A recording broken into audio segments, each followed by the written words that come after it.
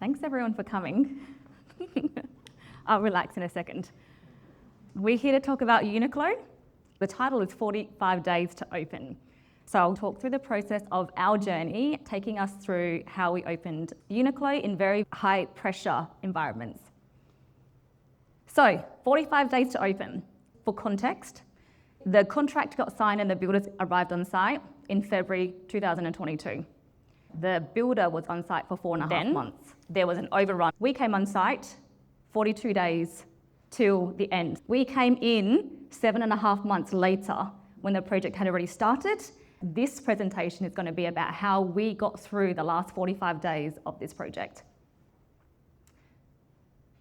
I get a call one day and it was like, "Hi, I'm from Singapore. My name is Rocky. I've landed in Adelaide. We're working on this Uniqlo project and we've just got a few things that we need to work through. You've been recommended to us. Do you think you can help us with this project to deliver it?" And I was like, I don't know. Can I? I had to think about, do we have the capacity to do this and can we do it? I didn't know what I could promise unless I saw the site. And so he said, "Would you mind coming to site and walking through this with me? And we'll show you exactly where we are. And then you can tell us whether or not you can help us." And I said, "Okay, I'm happy to go to site. No promises, no guarantees, but I'll tell you what I think." So 42 days out. Don't forget, this site has been building for 7.5 months. What do you think the site would look like 7.5 months in when it should have been finished 3 months ago? A lot more progressed than what I showed you, right? Right. So this is what the site looked like when I turned up. I'll be showing you photos throughout the whole process to the end of my last 42 days on this site. So this is day one. We walked through with the manager from Singapore and I'm like, holy shit. I'm like, we should be a lot more progressed than what we are. You know, there's no floor coverings, the ceiling's still exposed, 7.5 months, and there was this end hard date we had to make work come hell or high water. And I was like, okay, I know this space really well, but I cannot guarantee that I can deliver it. I will do my best. That was the only commitment I could give them because I didn't know what I could and couldn't do given the situation. I had no historical data. I didn't know context. I just knew that this was a schmozzle. I have a master's in project management from UniSA. All of the studies and all the things that I use to influence the way that I think about projects is based on the PMBOK knowledge areas, right? I also have taught, not this year, but the last 2 years at UniSA. Shout out to my students that turned up tonight to support me. So thank you very much. I see you in here. If we look at this program here, what do you think went wrong? Any ideas? Something has gone wrong, right? If we are 7.5 months into the project and was what the site looked like, something has gone really wrong. What I'd say, from my point of view, all the months later and in hindsight, if I was to look at the 10 knowledge areas, there was something wrong in all of the knowledge areas, all of them. So I won't go through the details. The purpose of this isn't to be like, what went wrong and whose fault was it and who's to blame. That's not the purpose of this at all. It's not going to be helpful for anyone. Except all I'll say is there was something wrong with all of those areas because they all need to talk together. I'll be talking to you about how we got through this, and that'll be more helpful to everyone here. So retail construction, there's so many different types of construction, right? Project management is very broad. You can specialize in all your different industries. Then there's construction project managers as well. And inside construction project managers, there's specialists and there's niche environments. Hunter management, we specialize in shopping centers and retail. We know that industry inside out. We know the process. The best way I can describe retail construction or retail project management is, it's very complex with the landlord and the tenant. There's a scope of works, and then we need to differentiate between landlord scope of works and tenant scope of works, right? So with every deal that's done in a shopping centre, the landlord scope of works and the tenant scope of works is quite loose. It depends on how well you negotiate as to what you will and won't get. It depends on your power and influence and how strong that landlord wants you in their shopping centre. So you need to negotiate really well. And there is no deal that's black and white. It all depends on how well you negotiate. So 37 days to opening. And the first week, all I did was absorb data. It's like, I don't know what's going on. I need you all to tell me what you think is the problem. Give me an update and tell me what you think is your role and what you have done and what you think is a problem. And then at the end of it, I collected all this data, and the best way I can describe it is like this picture. It was like a Lego house had just smashed to the ground, and it was up to me to try and understand and make sense of it. I'm not gonna lie, it was a shit show. So how did I do that? I collected the data, I listened, and then I had to prioritize what was important, what was urgent, and then I had to look around and look at what the bottlenecks were. The best way that I can describe this is we had the ivory tower and the guys in the trenches. The ivory tower is made up of the managers, all the fancy people that walk around in suits, and they have the meetings. In the first week, I was having 2 meetings a day, every day, for like an hour, 2 hours a day.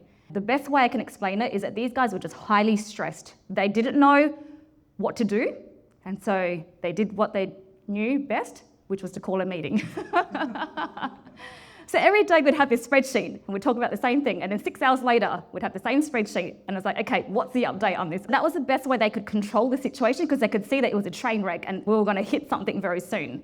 And then I looked down in the trenches, which are all the guys on the site, and there was no works happening on site. There is a big disconnect from what's going up here and what's going on down here. And it shouldn't be like that. When I looked at it, I was like, what is important right now?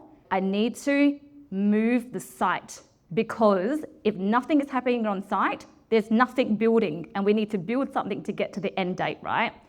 So I tried to look at the bottlenecks, and then I tried to fix a problem so that we were flowing again. In this particular case, we were the landlord, client-side project manager. We had a package of works that we needed to deliver for the landlord, and in an ordinary situation, the landlord would deliver their scope of works, and then we hand over the site to the tenant, and then the tenant would deliver their package of works. And then you open for trade. In this case, we were on top of each other because we'd run out of time, and we just kept squeezing the program because there was nothing else we could do. The end date wasn't going to change, and so we needed to accelerate and do whatever we needed to do, work day, work night, work weekends, work in different zones just to make it work. This crisis project management was a lot of thinking outside the square, and we needed a lot of flexibility. So day 37, one of the first things I noticed, I don't know if you're familiar with this project host, so I don't know whether I need to talk about it. But for example, the order of building is there's a specific order of things that need to get done. There's a process. You just follow the bouncing ball. And then every project is kind of similar. Once you know it, you sort of know it, but you need to learn that process.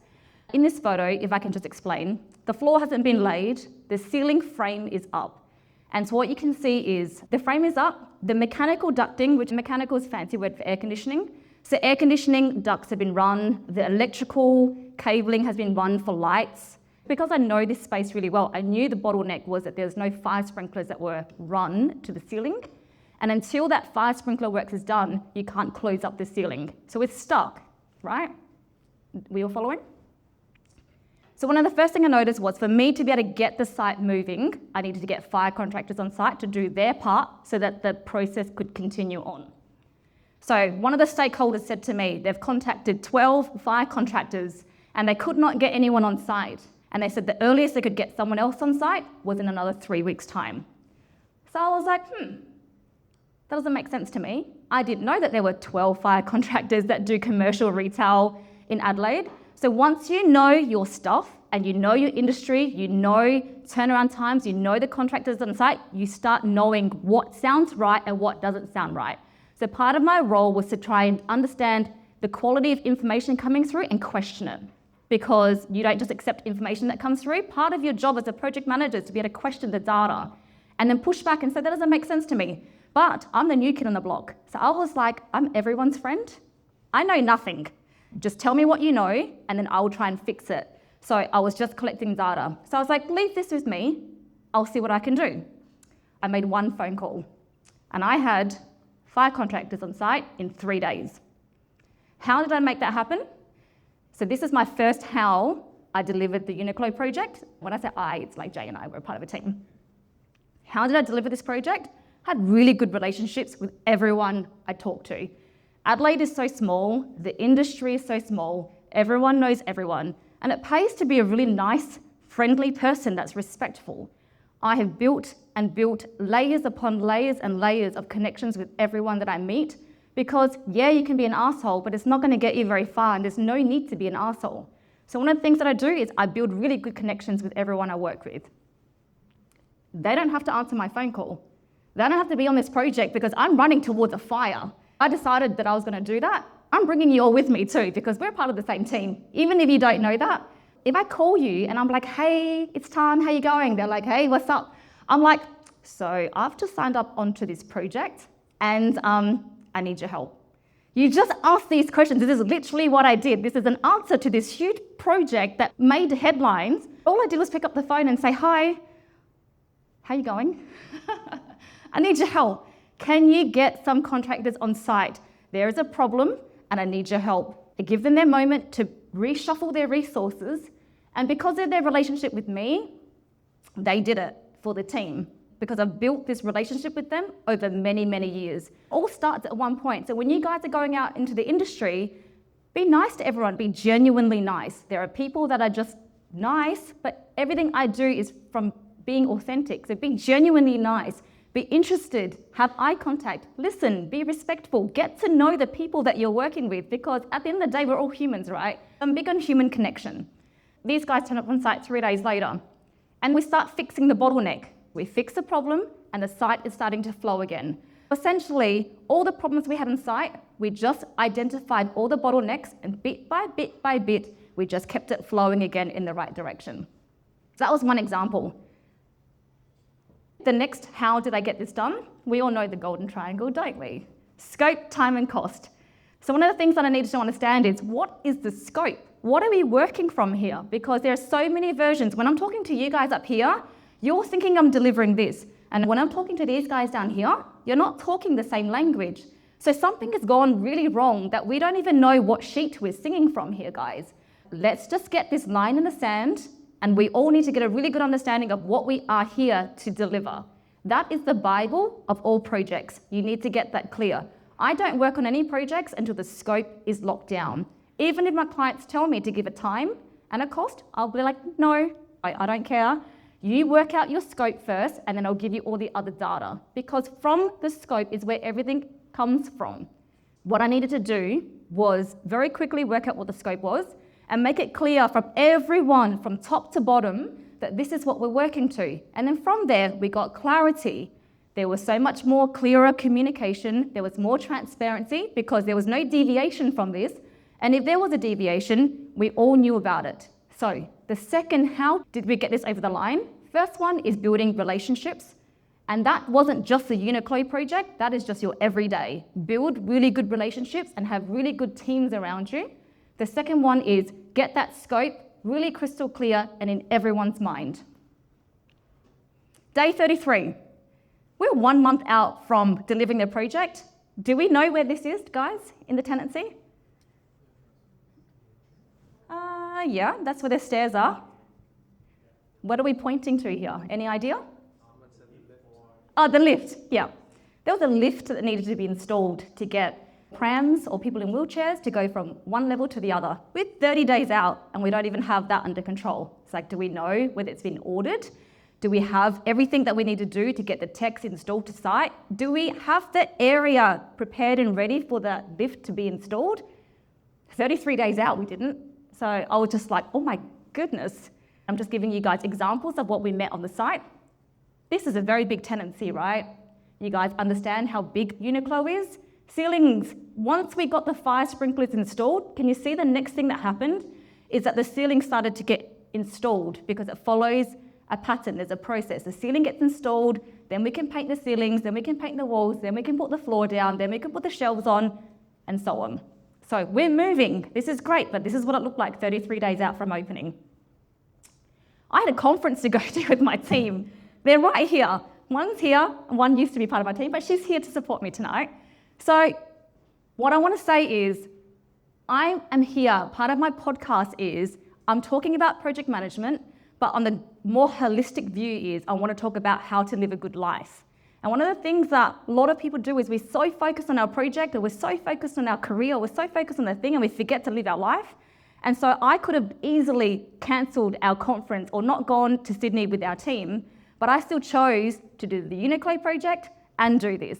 So when I talk about the craziness of having to run a business and raise a family, I was doing this in the Uniqlo project timeline. When it was crazy, I still prioritized what was important to me.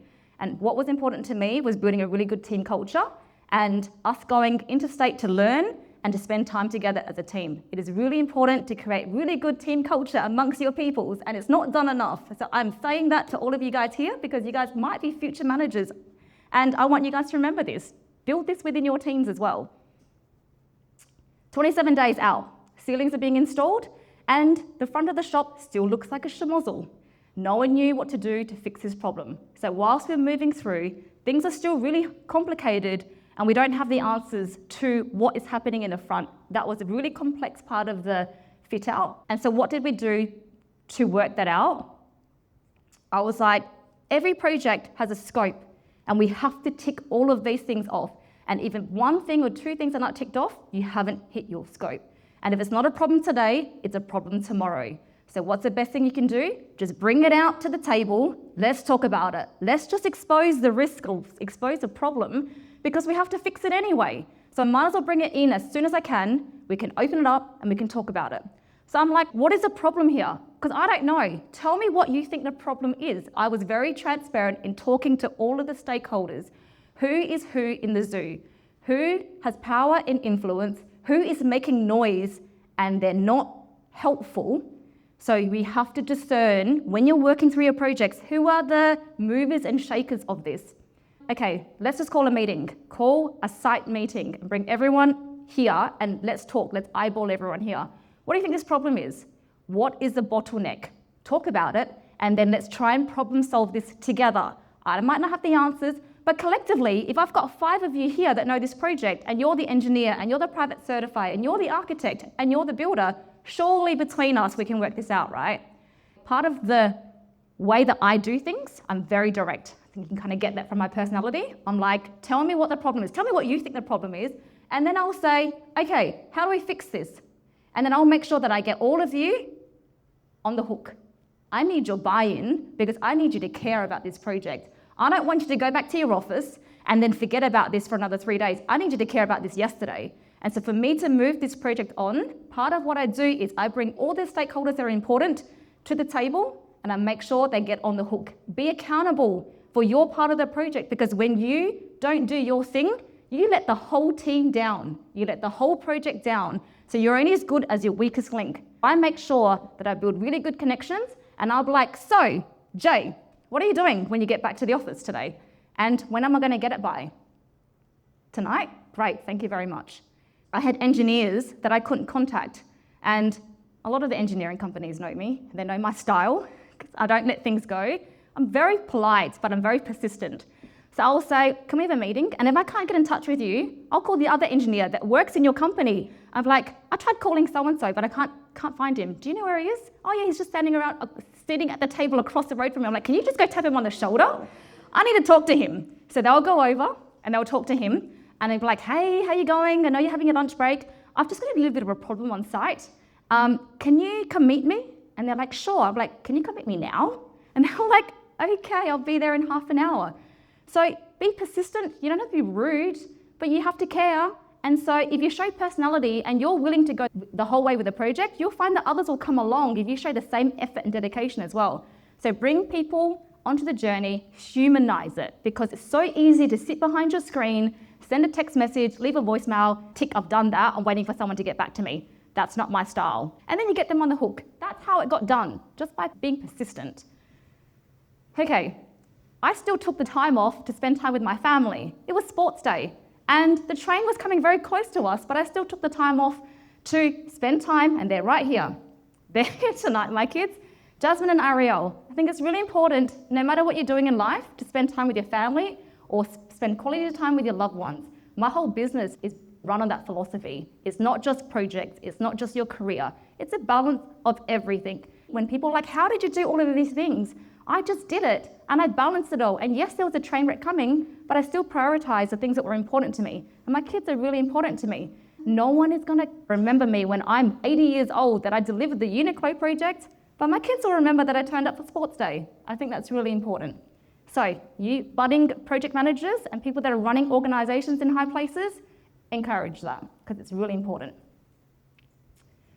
I also went on camp with the kids. It's like, this is why I don't talk about what I do until post, because if I'm telling you on this project that I'm going on camp, I'm going on sports day, everyone will be like, what the hell? Are you working? I am working. I work very hard, but I also have work-life balance. I went on camp with my kids, and then I got COVID 3 days later. And I still managed to run this project and deliver the goods, because when I'm committed to something, I will make sure I'm committed the whole way. And I surround myself with the people that care for the project as much as I do. Okay, 15 days out. So that's 2 weeks until the opening. Can you see how it's progressed? The flooring has now been installed. The ceiling has been installed. They started flushing and the lights are starting to get installed as well.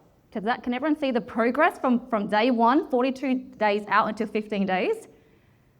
And then look at this. The floor's down, the lights are on. It looks amazing. But we have still a lot of things to do to get it to end.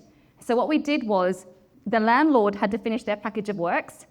The tenant's builder had to follow us and finish their package of works. And then the tenant's team had to come and merchandise the store. How do we do this all on top of each other? It was very stressful. Lots of meetings and lots of discussions about the best way to do this. So what we agreed to do was start from the back of the store. We will prioritise our works at the back of the store. And then you will follow us as we move towards the middle of the store and the front of the store, and then slowly we'll be off the site. You can see that there's a sheet of plastic that differentiates between the middle zone and the back zone. There's a sheet of plastic. The landlord's work is done. The tenant's builder's work is done. So in the back, they've started to merchandise the stock, and we need to have a plastic sheet in the way so that there's no dust. Because that's a finished product. It's all folded, it looks beautiful, it's merchandised the way it should, but it can't get dusty because we're still working on the site, building and painting, and there's dust everywhere. So we put plastic sheets up to try and section it off. There's a back section, the middle section, and then we're in the front section. Meanwhile, 12 days out, we were haunted by this. Everywhere we looked, there was marketing. Uniqlo do a really good job of marketing. So the trams were completely wrapped in Uniqlo opening on the 24th of November. Bus stations had, huge posters. I was stressed seeing that when I was walking around the city, and then I'd go home and check my phone and I'd see this and I was like, I cannot escape this. And the real honest truth was 12 days out from opening, we didn't know whether we could deliver the project or not. And yet it was being advertised everywhere. So could you imagine the stress? I'm the one running the project and I don't know if it's going to finish or not. And here it is being advertised. So there were really, really high stakes. Anyway, it's funny now, but it wasn't funny at the time. This was on Christmas Pageant Day. It was a Saturday. Part of being a good project manager is that you are really close to the pulse. So you need to know what's happening on your projects all the time. And for us, not coming to site every day could be the difference between a disaster or us going, hey, that's not right, you need to fix this, and then it's done. So we really keep close to the pulse, especially in this project. It just happened to be that I came to site this day and word got out to someone in the ivory tower that the site was really dusty and they were pissed off. I get a call from Singapore, who's my client, saying, what the frick is going on? I'm getting complaints from Sydney, Melbourne, that the site is dusty, and I'm there looking at the site going, it's not that bad. Like, I'm literally standing here and it's not that bad. But with stakeholder matrix and stakeholder management, it depends on your power and influence. And if you've got enough power and influence and you think this is dusty, it's dusty. So at 2:30, I got a message saying, the tenant is not happy. Can you please resolve this? I was like, okay. And they had already started merchandising their store. So they were worried about all their merchandise and all the hours put together to stock the stores, and all of that would go to waste if all their stock was dusty. How do I try and fix this problem on Saturday? At that time when I got the message, it was 2:30 p.m. So this is a video that was taken at 5:40 that same day. How good does that look? As in, we handed over the site to the tenant and they were merchandising. It's not perfect, but you can see stock on the shelves, right? And this is the next video. So this was all in the middle and the back section of the tenancy. This is what it looked like in the front. Chalk and cheese, right? So remember we said we're going to start in the back and then we're going to work our way through the front and then we're going to eject off the site.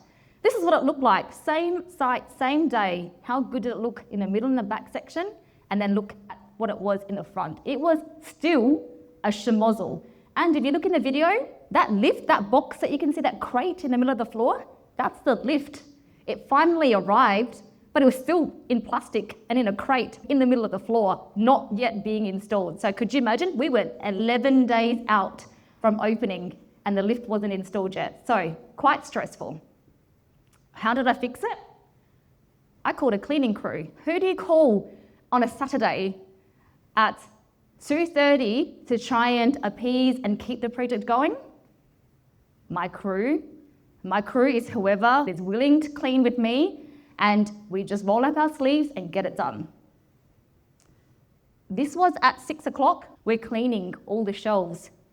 I sit with them and we're eating Hungry Jacks on the floor of Uniqlo at 10:30 at night because we're freaking tired. We've been cleaning for like 4.5 hours.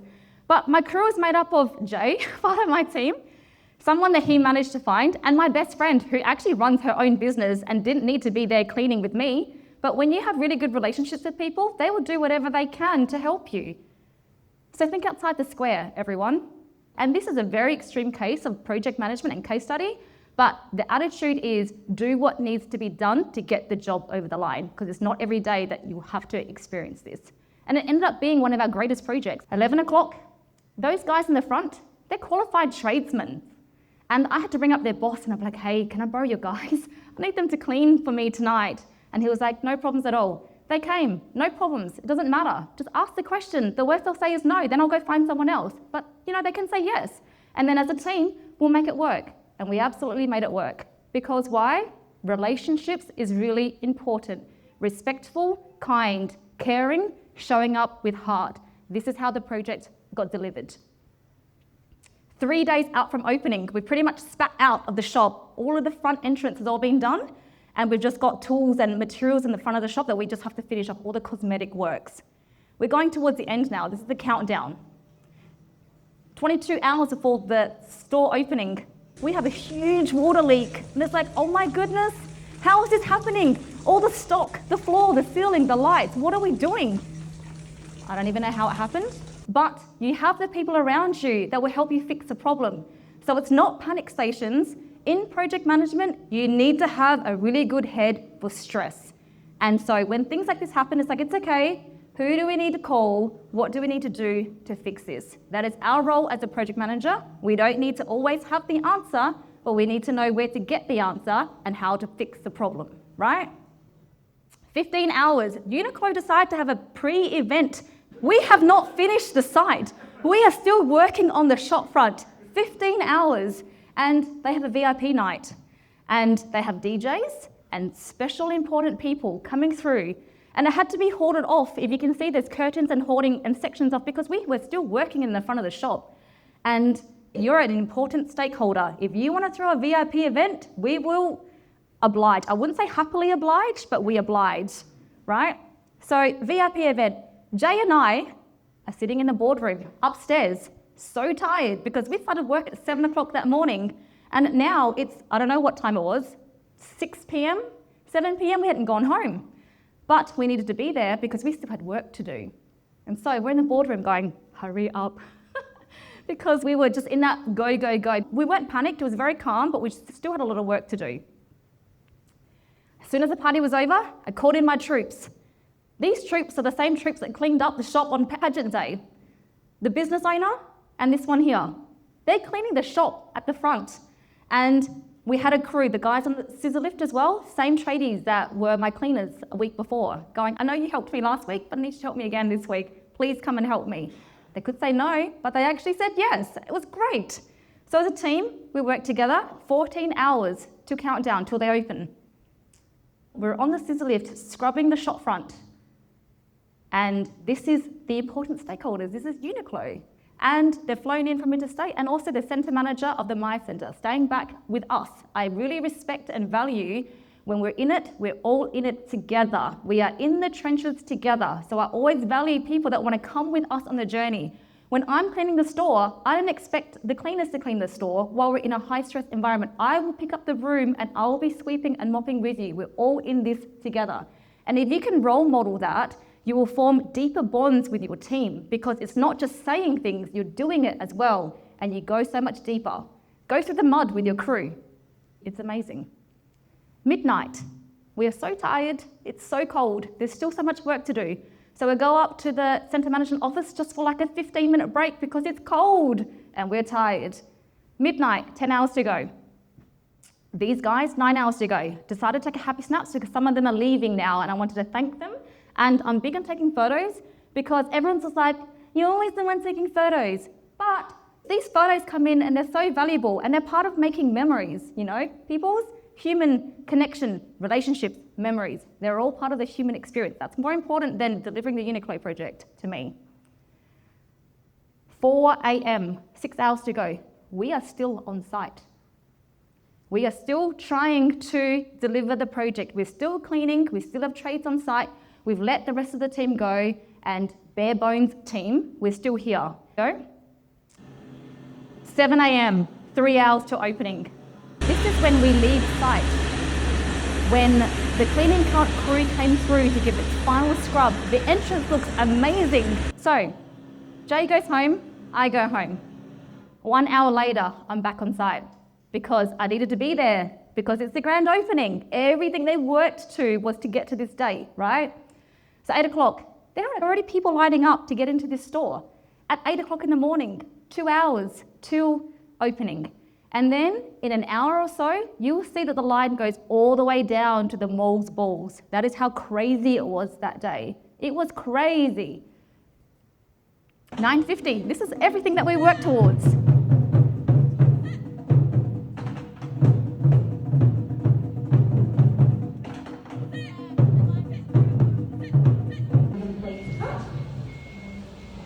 One, two, three.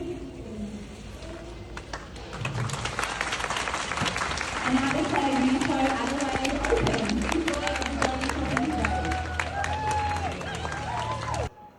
Yay, we did it. Very good. So how did we get through it? If I had to summarize everything that we had to do to get through this, what do you think I'm going to say, everyone? Relationships. Yes, build human connections. You know, human connections is so, I don't know if it's underrated because it's not, but like it's just so easily overlooked, especially in the age of technology, right? It's so easy to send an email or make a phone call or no eye contact. It's like, hey, come sit with me, let's have a conversation. So this project got delivered because of all the relationships we held with everyone that we meet, whether it's the cleaner or the security company or the guys up there or the guys down here. We work really hard to build meaningful relationships and connections with everyone we meet. Second thing on this project is the scope. We needed to nail it down and make sure that we knew what we were signing up for and what we needed to deliver. And the last thing is the stakeholders. Who is who in the zoo? And work out who's there to help us and who's there working against us. And then you prioritize and you shuffle them around to make them work on this project so that we can work harmoniously. So in a nutshell, that is how we got through the Uniqlo project.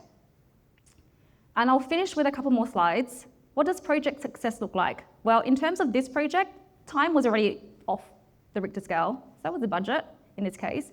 But we delivered the project. Most KPIs with everyone is on time, on scope, on budget.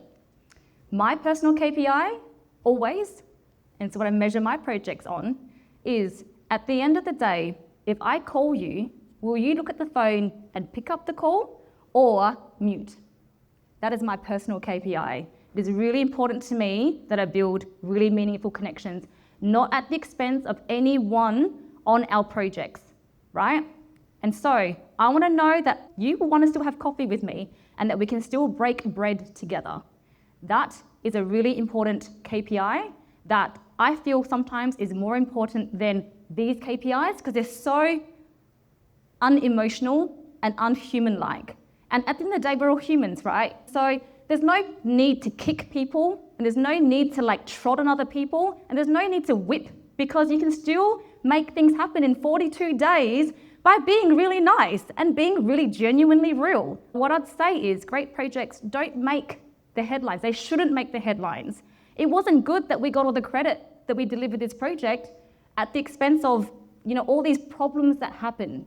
because good projects have good governance, they follow the knowledge areas, and if it's done well, we are not seen, we're not heard of, we get no credit. When something goes wrong, it's a project manager's fault.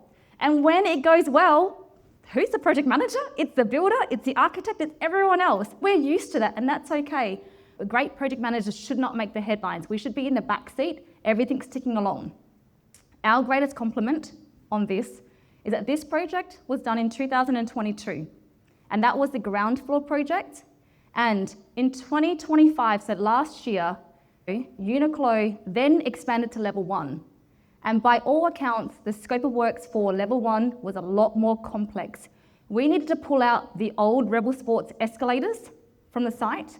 We needed to install a staircase, and then we installed a new lift to connect the 2 floors, and we needed to make big modifications to the goods lift. Our biggest compliment is that the clients in Singapore would not sign the deal with Uniqlo until they could sign Hunter Management up onto this project to make sure that we gave advice on the scope, the cost, and the time before they would commit to the terms of the Uniqlo deal. And equally, on the other side, Uniqlo would not sign the deal with the landlord until Hunter Management were engaged for the project. So no matter what side we looked at it, they both wanted us on the project, and that is one of the biggest compliments that we could have as a company. And when this was advertised on LinkedIn, the same stakeholders, 4 years later, 12 months later, they're the ones commenting in the LinkedIn feeds, Uniqlo, Myer Centre managers, the builders. So that shows me that my personal KPI, that success is working, and that's so much more important to me than saying that I delivered the project in 42 days. So I'm going to talk about my podcast again. If you understand the way that I was talking, this is how I run my whole life. And so Uniqlo is just an example of how I run my life. If I translate that to how I run my life, it is, how do I want my life to look? How do I build relationships that are deep and meaningful with everyone around me? And who are the important stakeholders in my life? And so all my philosophy in the way that I conduct myself in the world is based on that. So if you like my style, which is very direct, very honest, and based on lived experience, I would welcome you to subscribe to my YouTube. And as a person that's run their own business, this year we celebrate 20 years in business. I am a female working in a construction industry. So I'm typically the only female on site. And not only am I the only woman, I'm the one leading the project. So I'm very proud of that. I've run this while I was studying. Now I'm back at university teaching the same thing that I learned, and it's all based on lived experience. I've done all of this as a single parent to my girls. And at the same time, you saw, I still attended sports day, I still go on camp, all of those things. Thank you for your time. I hope it was enjoyable.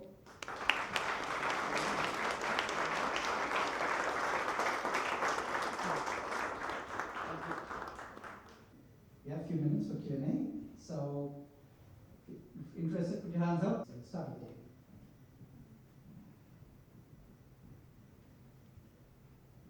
Appreciate the passionate you replace.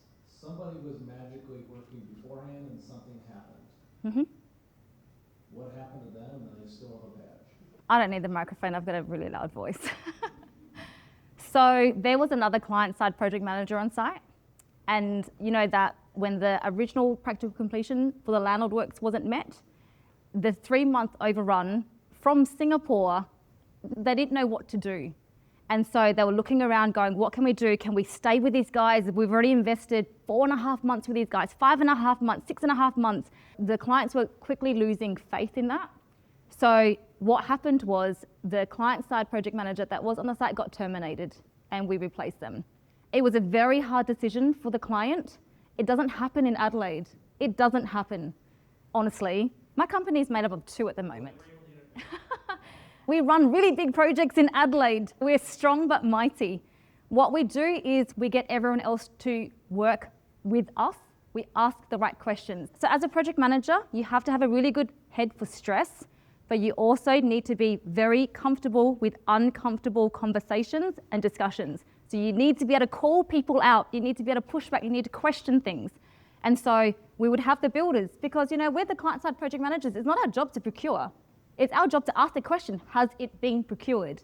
And you will not be able to dart my questions. You will not be able to hide, because I will go under every rock and be like, you were meant to give an answer to me yesterday. Why is it not here yet? Have you followed up? Where's the tracking schedule? When is it landing? Have you called? Why haven't you called? You should be doing your job. I shouldn't be asking these questions. You should be doing this. So I push people, I'd like to think, to their best potential. And I do it really passionately. You lived up to your expectations since we spoke back in January, I think. How did you fall into retail construction? I didn't know this existed. I didn't know all the things that I do now. I didn't actually know existed before I started going into it. So I started off working while I was at uni in my first degree. So I've got a Bachelor of Arts, that's my first degree. And I had a part-time job working at Harris Scarf. I understood the retail side of working in retail. And then I worked in their head office, in their operations department. So I got to understand the retail side really well. And then after that, I jumped over and worked in centre management offices. So I'm working for the landlord now. I worked for the tenant first, or the retailer, then I jumped over and worked for landlord. So I understood the centre management cycle, the ecosystem really well. And then from there, I jumped again, and then I worked in, it was a tenancy delivery company, which exposed me to the process of how to connect these guys together. And then from there, I got my builder's license. And then I got my Cert 4 in estimating, site management and construction. And then I just laid up and kept on building my experience and knowledge in building. And then from there, when the time presented itself, I decided that I'd start my own business. But I didn't go into it knowing what I know now. I kind of just kept taking opportunities as I was going and progressed as I went. And I just kept going through these doors, and that's how I've landed here today. Just keep saying yes to all opportunities, guys, because you never know where you're going to end up with.